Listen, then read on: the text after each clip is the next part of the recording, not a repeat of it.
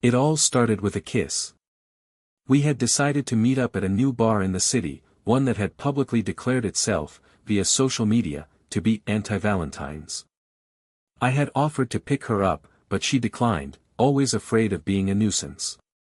Late as I usually was, I rushed to meet her at the front of the building where she stood alone, shivering despite the lingering late summer warmth. I smiled to myself at that. Some things never did change. Even as the sky began darkening earlier and earlier, more and more leaves shedding their vibrancy and joining the wind's embrace, some things stayed the same. Her. Us. Our friendship. When I reached her, I threw my arms around her narrow shoulders. When I caught her by surprise, I was forcing her to not overthink, letting her stay in this singular moment alongside me. I drew back, taking in the soft pink shadows drawn against her eyes and her painted lips. She was wearing a long, pale pink dress covered in shiny flowers.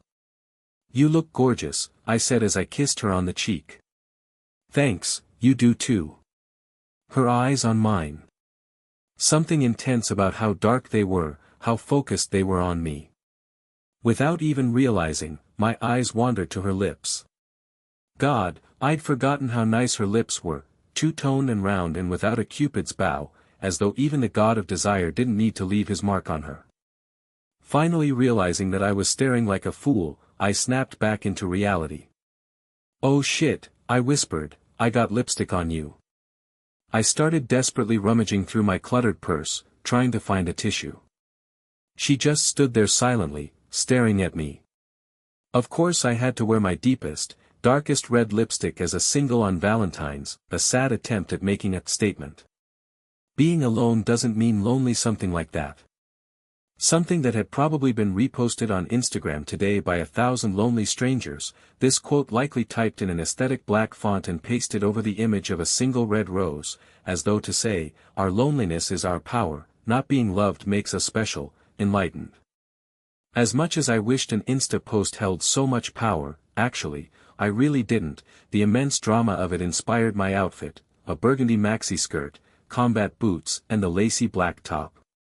And excessively pigmented lipstick. Naturally. Having found a clean napkin I had evidently stolen from the sushi bar I frequent, I dabbed at her cheek, slowly wiping away my kiss from her skin. "Sorry, you must be freezing." Somewhere inside, though, I was shaking with laughter. The irony, seeking attachment in every person, only to wipe it away the second I got close enough. "Yeah, you're the worst. Coming between me and my espresso martini, how dare you?" I smiled, grabbed her hand and pulled her up the stone steps.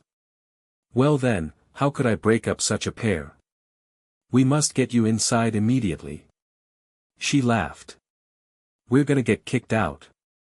If they think we are people who kiss, in an anti-kiss."